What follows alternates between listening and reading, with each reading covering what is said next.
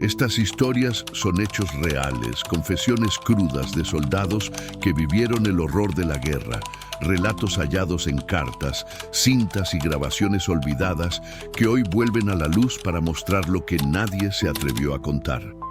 Hay cosas que uno no cuenta ni borra, solo aprende a cargar con ellas. Me llamo Walter Green. Nací en Indiana, Estados Unidos, y cuando me reclutaron tenía apenas 23 años. Era cabo de infantería en la 5307A Unidad de Comandos de Combate, también conocida como Merrill's Marauders, una fuerza especial del ejército norteamericano desplegada en la jungla birmana durante la Segunda Guerra Mundial.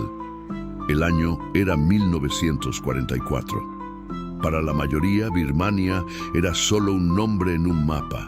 Para nosotros, era el infierno hecho barro, lluvia y sangre. Luchábamos contra los japoneses, avanzando por terrenos imposibles, bajo órdenes aún más imposibles. Nuestro objetivo: abrir paso al ejército aliado por el norte, cortando las líneas enemigas. Pero esa misión, aquella en la que enterramos a nuestros propios hermanos aún respirando, comenzó con algo que parecía inofensivo: una caja de madera, abandonada en el borde de una aldea fantasma al pie de las colinas Mogaung. No tenía marcas, no tenía cerradura, solo un olor agrio que se mezclaba con el aire húmedo. El sargento Baker la encontró primero. Dijo que no era nada, pero esa noche no dejó de rascarse los brazos. A la mañana siguiente tenía fiebre. 2 días después murió delirando. El médico de campaña lo atribuyó a la malaria.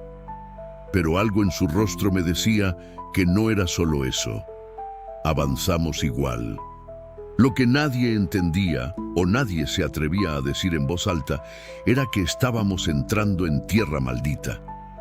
Los locales que aún quedaban en la zona nos miraban con ojos vacíos.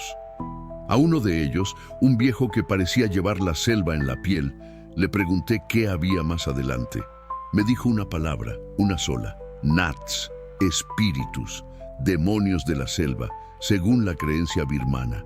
Reí por dentro. Yo no creía en esas cosas, pero a veces lo que no se cree igual te devora. La noche antes del incidente, algo se movía entre los árboles. No eran soldados enemigos, eran pasos suaves, arrastrados, casi como si la tierra misma caminara. Y luego, gritos ahogados. 3 de nuestros hombres desaparecieron durante la guardia nocturna. Cuando amaneció, los encontramos, inconscientes, apenas vivos. Respiraban tan leve que ni siquiera el espejo empañaba.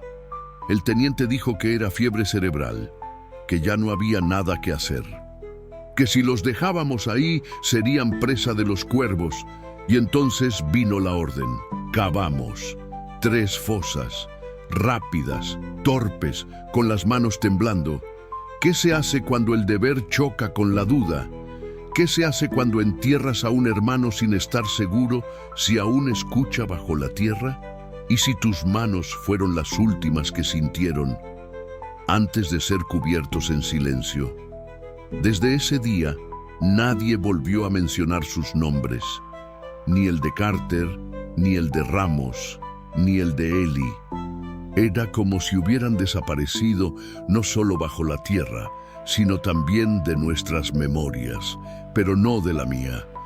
Yo los escuchaba en mis sueños, y a veces juro por todo lo que me queda de alma que también los escuchaba entre las raíces cuando pasábamos por el mismo sector. Las órdenes venían rápido, precisas, impacientes. Avancen al noreste, enemigo reportado cerca del río Indau. Pero cada vez que dábamos un paso, algo se rompía dentro. Ya no éramos un pelotón, éramos sombras cargando cuerpos que aún no habían caído. El comandante Nolan era un tipo duro, de esos que creían que un soldado que piensa es un soldado muerto. Él repetía que lo que pasó con los 3 hombres fue una decisión médica, no un crimen. Pero había dudas, muchas, y cada noche los cuchicheos crecían. Había quienes afirmaban que uno de los hombres, Ramos creo, movió los dedos justo antes de que la última palada de tierra lo cubriera. Otros decían que Eli murmuró el nombre de su madre cuando la lona lo envolvía. Nadie quería creerlo, pero nadie podía negar que algo no cuadraba. 2 días después, mientras cruzábamos una garganta estrecha entre 2 colinas, recibimos fuego enemigo. Tiroteo corto, preciso, sin muchos heridos, pero suficiente para fracturar lo poco que quedaba de nuestra estabilidad. Uno de los nuevos, Scott, apenas un recluta de Chicago, se congeló.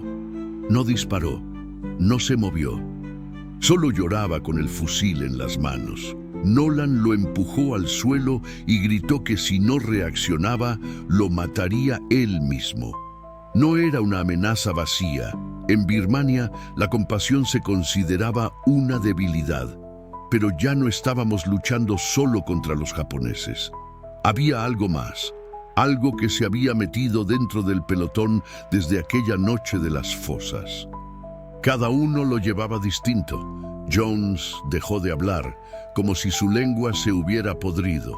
Mackie comenzó a escribir nombres invisibles en el aire con el dedo y yo comencé a escuchar sus voces. No era locura, no como la pintan. Era memoria forzada, incrustada, como si al enterrar sus cuerpos hubiéramos abierto una puerta que no sabíamos cerrar. Y lo peor fue cuando el sargento Miller, nuestro líder de escuadra, veterano de África del Norte, me llamó aparte. Dijo que algo andaba mal, que había visto a uno de los enterrados entre los árboles, vivo, desnudo, cubierto de barro, caminando como si la selva lo sostuviera. Me reí, no porque fuera gracioso, sino porque no sabía cómo contestarle. Pero él no bromeaba. Esa noche desapareció. Solo su rifle quedó apoyado contra una raíz húmeda. Entonces supe que estábamos solos. Nolan dijo que desertó, que el miedo lo hizo huir. Pero no, a nadie lo traga la jungla así de limpia, sin huellas, sin lucha, sin rastro.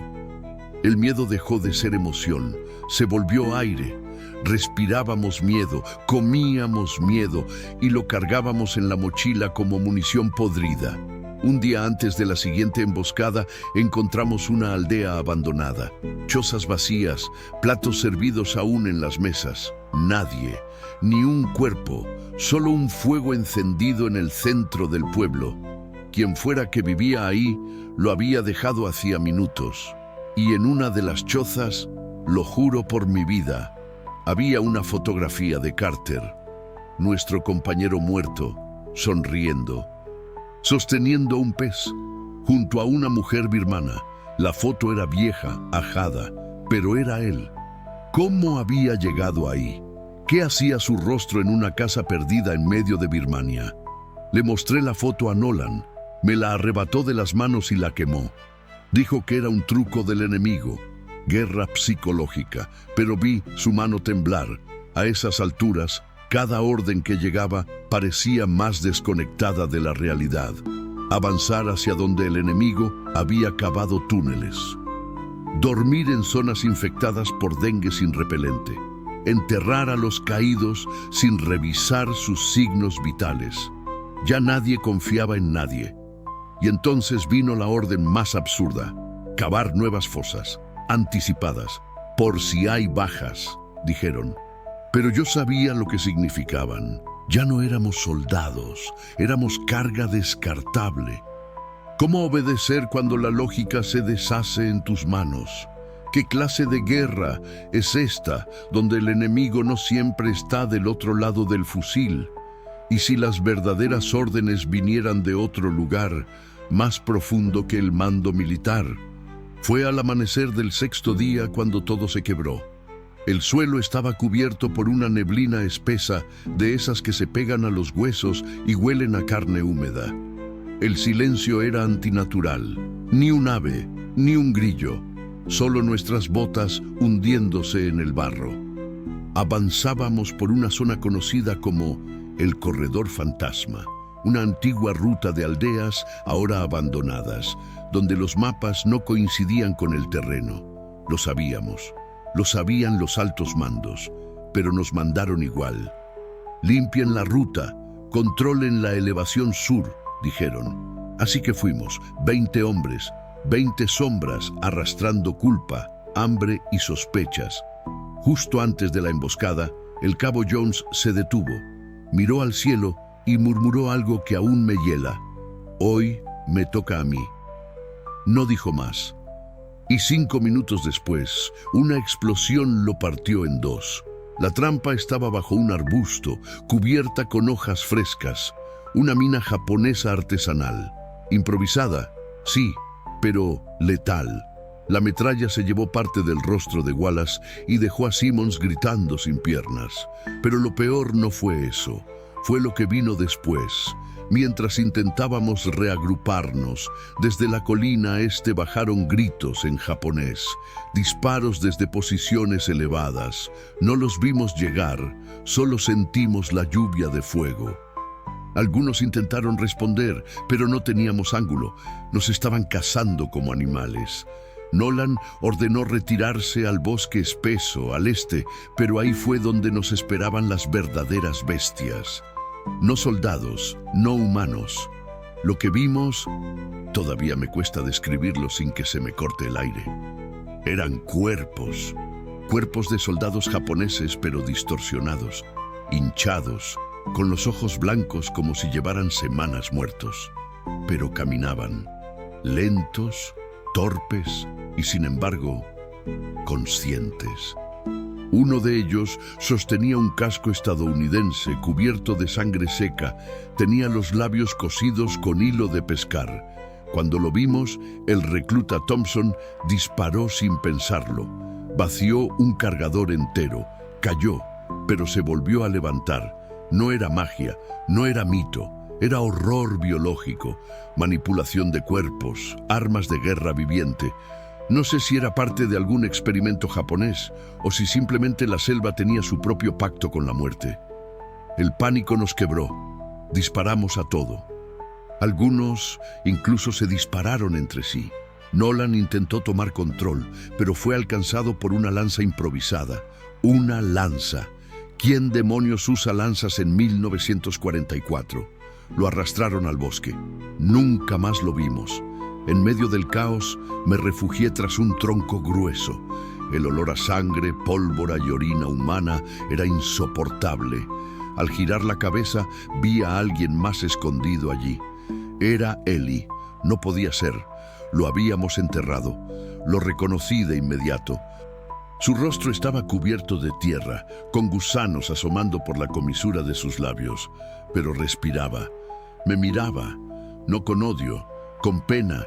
Quise hablarle, preguntarle cómo, por qué, pero él solo alzó un dedo y lo llevó a sus labios. Shh. Luego desapareció entre la niebla. No sé cuánto tiempo pasó. Las voces se fueron apagando, los gritos, las balas, el mundo. Me arrastré hasta encontrar a Ramos. Su pecho estaba abierto, pero aún respiraba. Intentó hablarme. Su boca se movía. Me acerqué y lo escuché. No nos escucharon, sí latíamos. Fue ahí cuando comprendí. La fiebre cerebral no fue real. Fue apresuramiento, indiferencia, tal vez incluso obediencia ciega. Ellos estaban vivos, los tres, respirando, débiles, sí, pero vivos. Y nosotros los matamos, con nuestras manos, con nuestras palas, con nuestro miedo. La emboscada terminó al anochecer.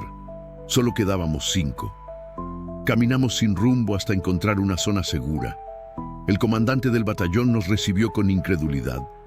Dijeron que el corredor estaba limpio, que no había actividad enemiga reportada, que quizás fue fuego amigo o una alucinación colectiva. Pero nosotros sabíamos, la selva tenía reglas, y las habíamos roto. Enterrar a un compañero vivo es un crimen contra la naturaleza misma. Habíamos profanado algo más que un cuerpo. Habíamos enterrado la frontera entre la razón y la locura. Esa noche, en el campamento, uno de los 5, creo que se llamaba Burton, se cortó la garganta mientras dormía. No dejó nota, solo una palabra grabada en su cantimplora: perdón. A la mañana siguiente su cuerpo había desaparecido. Ni una gota de sangre, ni una huella, solo su casco, perfectamente colocado sobre una roca. Volví a soñar con Ellie. Esta vez no estaba sucio, vestía el uniforme limpio como si recién lo hubieran reclutado. Me ofrecía agua. Yo no tenía sed, pero la acepté. Al beberla, me desperté gritando, porque tenía sabor a tierra húmeda, como la de su tumba. ¿Cuánto cuesta una orden mal dada? ¿Cuánto pesa una pala en las manos equivocadas? ¿Cómo se mide el crimen cuando la guerra es juez, jurado y verdugo? Nunca le conté a nadie lo que hice esa mañana, justo después de la emboscada. Nunca le dije al comando, ni a mis compañeros sobrevivientes, ni siquiera al capellán, que vino semanas después a fingir que podía reconfortarnos. Pero lo hice, y ahora que los años me pesan más que el cuerpo, lo digo. Esa madrugada, cuando aún temblaba de frío y los gritos del bosque seguían resonando en mi cabeza, volví al lugar donde enterramos a Carter, Ramos y Ellie. Caminé solo, con las manos desnudas y una pala oxidada. No sé cómo encontré las tumbas, o tal vez nunca las olvidé. El terreno aún estaba removido, las raíces apenas empezaban a reclamar lo que habíamos cubierto con prisa. Escarbé, no para rescatarlos, lo sabía, ya no había nada que salvar. Lo hice para enfrentar lo que habíamos hecho. Y cuando destapé la primera fosa, me encontré con algo que selló mi alma para siempre. Eli tenía los ojos abiertos, no secos, no en descomposición, abiertos, como si me esperara, como si supiera que volvería, y en su boca había un trozo de tela, como si hubiera intentado gritar. Me arrodillé, quise tocarlo, pedir perdón, vomitar sobre mi uniforme, pero no pude. Solo me quedé ahí, con los dedos hundidos en la tierra mojada, mirando a los muertos que habíamos asesinado sin disparar una sola bala. Lo peor es que yo sabía. Yo lo supe antes que todos. La noche antes de enterrarlos, yo me acerqué a Carter y vi cómo su pecho subía apenas, pero subía. Se lo dije a Nolan, le dije, aún respira. Y él respondió, es espasmo post-mortem. Estás viendo cosas. Pero no lo estaba. Lo supe, lo sentí y no insistí. Por cobarde, por obediente, por querer sobrevivir a cualquier precio. Así que cavé igual, tapé igual. Fui parte de ese crimen y lo fui sabiendo lo que hacía. No fue error, fue elección. Cada noche desde entonces me veo parado al borde de esa fosa, con la pala en las manos, mientras 3 hombres me miran sin decir nada. Nunca me hablan, nunca me acusan, solo me miran, y eso es peor, porque el silencio de los muertos pesa más que los gritos de los vivos. La guerra tiene muchas formas de destruirte. Las balas, las minas, las enfermedades, pero la peor de todas es la obediencia ciega. Esa que te convierte en instrumento de algo que ya no entiendes, que ya no cuestionas, porque cuestionar duele más que obedecer. Después del incidente, fui transferido a un puesto más al sur, cerca del río Salween. Me pusieron a cargo de la logística, no más combate directo, pero no era un ascenso. Era una forma de esconderme, de apartarme del resto, de silenciar lo que sabían que yo sabía. Una noche, mientras revisaba el inventario, encontré un documento sellado con la insignia de inteligencia militar. Era un informe sobre nuestra unidad. Mencionaba el caso de los 3 soldados enterrados vivos, pero no como error. Lo clasificaban como evento de contención sanitaria urgente. Decían que había riesgo de transmisión psicológica masiva. Hablaban de síntomas compartidos y alucinaciones colectivas. Nos estaban cubriendo o cubriendo algo. ¿Y si no fuimos nosotros los primeros? ¿Y si ese procedimiento ya se había aplicado antes?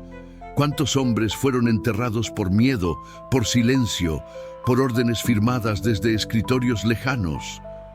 Guardé el documento. Lo mantuve conmigo todo el tiempo que estuve en Birmania, hasta que un día desapareció, como todo lo demás, como los cuerpos, como los rostros. Cuando regresé a casa, nadie me preguntó por Birmania. Nadie quería saber. Era una guerra menor, en la sombra del Pacífico, donde los verdaderos héroes peleaban en Iwo Jima o en Normandía. Lo nuestro era barro, malaria y secretos. Me casé. Tuve 2 hijos. Intenté olvidar. No pude. Mi esposa me dejó después de descubrirme hablando solo en la cocina a las 3 de la madrugada, con la pala que aún conservaba del ejército apoyada contra la pared. Me dijo que debía internarme, que necesitaba ayuda, pero no hay psiquiatra que entienda lo que pesa una tumba cavada con duda. Perdí a mi familia, perdí mi nombre, me convertí en una sombra de uniforme colgado. Y aún hoy, al mirar al espejo, me pregunto, ¿lo habría hecho distinto? ¿Habría tenido el valor de gritar, «están vivos», frente a un superior? ¿O estaba tan roto por dentro que preferí mirar a otro lado? Lo más cruel de la guerra no es que mates al enemigo, es que mates a quien juraste proteger, a tu compañero, a tu hermano de trinchera, y que luego te digan que fue lo correcto, que hiciste tu deber, que el enemigo era la fiebre, el virus, el delirio, pero yo vi sus ojos, vi cómo suplicaban sin palabras, y supe que lo que enterré no fueron solo cuerpos, fueron fragmentos de mi alma. A veces, cuando duermo, vuelvo a esa noche, vuelvo a escuchar la tierra caer sobre sus pechos, y siempre me despierto sudando, buscando aire, como si fuera yo el que está bajo tierra ahora, esperando que alguien me escuche, que alguien me desentierre. Años después, cuando ya vivía solo en un pequeño pueblo cerca de Spokane, recibí una carta sin remitente. El sobre era amarillo, sucio, parecía haber viajado durante décadas. Dentro había una sola hoja escrita a mano. En ella, 3 palabras: «Nos escuchaste tarde». No había firma ni fecha, pero reconocí la caligrafía. Era la de Ramos. No podía ser. Él murió en 1944. Lo enterramos. Yo mismo lancé la última palada sobre su cara. Guardé la carta en una caja de metal junto con la insignia que me arrancaron cuando me declararon no apto para servicio activo por inestabilidad emocional. Nadie más la vio, nadie más supo. Pero desde entonces comencé a escuchar otra vez sus voces, no solo en sueños, en los silencios, en los momentos en que el viento pasa demasiado lento por la ventana. «Nos escuchaste tarde», repetían, día tras día, como un mantra podrido, como una maldición enterrada en mis tímpanos.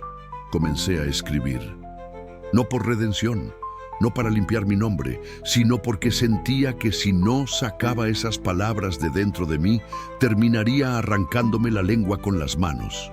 Escribí todo, desde el día que recibimos la orden hasta el último disparo en la selva, desde la fiebre de Baker hasta el rostro de Illy cubierto de gusanos. Llené 7 cuadernos con cada detalle, cada olor, cada error, cada mentira. Lo hice durante semanas, casi sin dormir. Una madrugada, mientras transcribía la descripción de la emboscada, algo cayó del techo. Era la pala, aquella misma pala. Nunca la colgué, no en ese lugar, pero ahí estaba, suspendida, como si alguien la hubiera puesto ahí solo para recordarme que la tierra nunca se olvida. Me levanté, caminé al jardín detrás de la casa y comencé a cavar.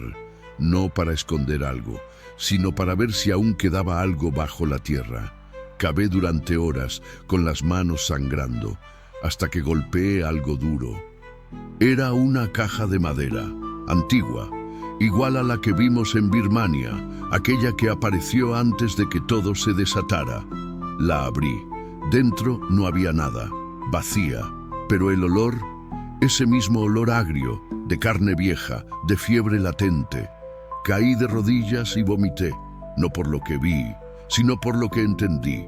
No era una caja, era una puerta, una señal, una advertencia que ignoramos. Volví a casa cubierto de tierra. Esa noche recibí una llamada. Una voz rasposa, envejecida, dijo mi nombre completo. Walter John Green. Luego silencio. Luego otra frase. Nos enterraste sabiendo que aún respirábamos. No era una amenaza, era una sentencia. Desde ese momento, algo cambió. Las luces parpadeaban. Los espejos se empañaban aunque no hubiera vapor. Comenzaron a aparecer huellas de barro en el suelo, huellas descalzas, barro espeso, como el de aquella jungla maldita. Una mañana abrí el ropero y encontré mi uniforme, limpio, planchado, condecorado. Pero yo lo había quemado en 1951, durante un ataque de pánico. ¿Cómo volvió? ¿Quién lo trajo? Al revisarlo, noté que en la manga izquierda había una costura nueva, mal hecha. Al romperla, encontré un trozo de papel enrollado. Otro mensaje. No es el fin. Empecé a pensar que me estaba volviendo loco. Fui a ver a un psiquiatra del hospital de veteranos. Le conté todo, o al menos lo suficiente. Me diagnosticó con trastorno de estrés postraumático agudo, alucinaciones auditivas y un probable cuadro de psicosis progresiva. Me recetó pastillas. Las tomé una vez. Vomité y supe que ningún químico en este mundo podría exorcizar lo que yo llevaba dentro. Una noche, mientras quemaba algunos de los cuadernos, recibí otra carta. Esta vez había una foto dentro, la misma que habíamos visto en la aldea abandonada. Carter sonriendo, con un pez, junto a una mujer birmana. Pero esta vez, en el fondo, podía verse una figura borrosa. Era yo, de pie, mirando la cámara desde lejos. Yo, con la pala en las manos. Nunca estuve ahí, al menos no que yo recuerde. Pero la imagen era clara, nitidez perfecta, como si alguien me hubiera colocado ahí a propósito. Esa noche entendí que la guerra nunca se había terminado para mí, que no había regresado a casa, que seguía allá, enterrado junto a ellos. Solo mi cuerpo había cruzado el océano. El resto aún gritaba bajo tierra. Decidí volver a escribir, pero esta vez con un objetivo: dejar registro, no para mí, sino para quien encuentre esto, para que sepa lo que se siente cavar una tumba para alguien que aún late, para que entienda que hay crímenes que no se juzgan en tribunales, sino en la conciencia, en la médula, en las pesadillas. Una madrugada desperté cubierto de barro. No sé cómo llegó a mi cama, no sé si fui yo quien salió o si algo entró. Pero en mi mano había una hoja más de aquellos papeles desaparecidos del archivo militar. En ella, una sola frase subrayada: Protocolo 944. Enterros anticipados en caso de colapso mental colectivo. No era error, no fue accidente, era política. Una decisión calculada: enterrar para callar, silenciar para mantener la moral. Y nosotros fuimos sus herramientas. No sé si eso me hace menos culpable o más, pero ahora lo sé, lo entendí. Y si tú estás leyendo esto, tal vez aún estás a tiempo de no cavar la próxima fosa. Lo último que recuerdo con claridad fue el sonido del timbre. 3 veces, siempre 3. Nadie en mi calle toca así. Salí del sofá con dificultad, arrastrando una pierna que ya no obedecía como antes. Al abrir la puerta, no había nadie, solo una caja de madera, pequeña, con la tapa entreabierta, idéntica a la primera, la de Birmania. Mis manos temblaban mientras la levantaba. Era liviana, pero contenía un peso que no se podía medir en kilos. Adentro había una fotografía. Esta vez no era Carter, ni Ramos, ni Eli. Era yo, solo, sentado frente a una fosa recién cavada, con una pala en la mano y la mirada vacía. No reconocí el entorno. No era Birmania, era aquí, mi patio trasero. A un costado de la caja, una nota escrita con letra infantil. La próxima es tuya. Me caí de rodillas, vomité, lloré, grité, pero nadie escuchó, nadie vino, nadie se asomó. Como si el mundo ya no compartiera el mismo tiempo que yo. Pasé los días siguientes sin comer, sin dormir, apenas respirando.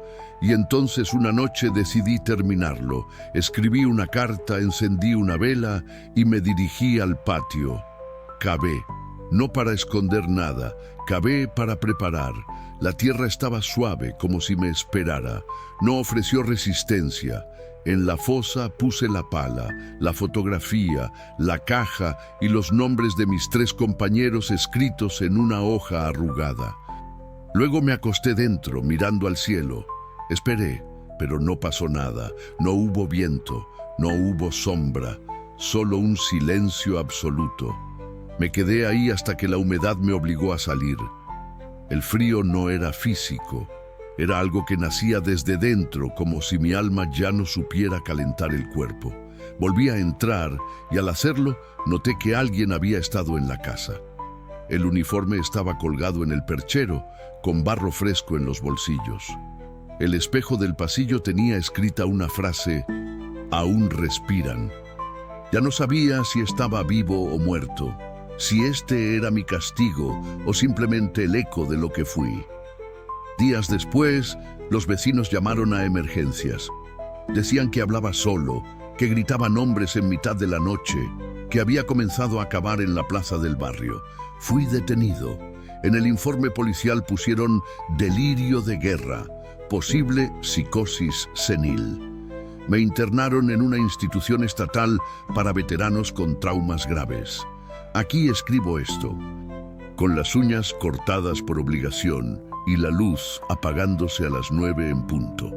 Me dan pastillas, comida sin sal y visitas que no reconozco. A veces me ponen frente a otros como yo, hombres con la mirada perdida, que murmuran cosas como cuerpos sin ojos o fuego bajo la piel. Uno de ellos, un tal Sokolov, ruso creo, me dijo al oído: la selva no termina cuando salís, te crece adentro. Lo entendí y asentí. Hoy me dijeron que un historiador militar vendrá a entrevistarme.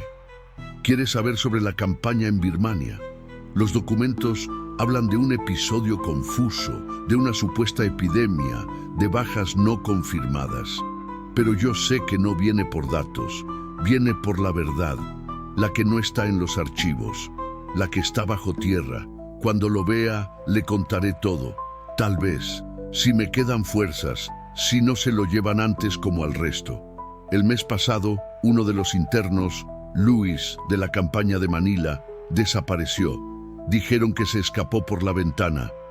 Pero la ventana tenía barro por dentro, no por fuera, y sobre su cama quedó escrita una palabra con uñas sangrantes: respiraban. ¿Casualidad? ¿Delirio colectivo? ¿Culpa mutua? No lo sé, pero las piezas no mienten, los silencios tampoco. Cada año que pasa, el ejército desclasifica más documentos, pero los verdaderos crímenes nunca estarán en papel.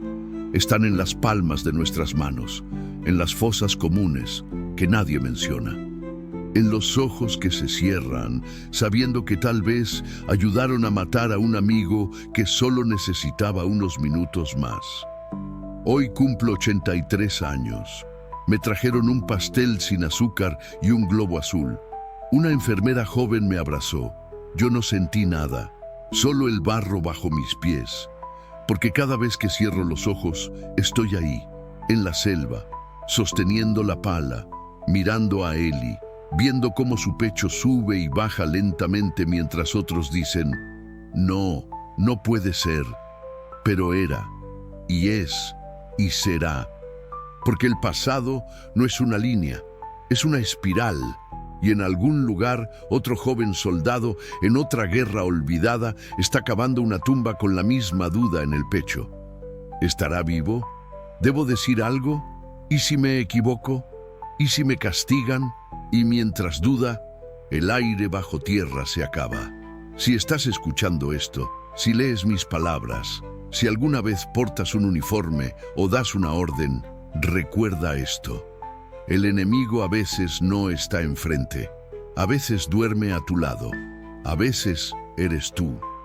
Y si algún día te dan una pala y una orden, pregúntate, ¿estás enterrando a un cuerpo o a una conciencia? Porque la tierra guarda secretos, pero las manos que cavan nunca los olvidan.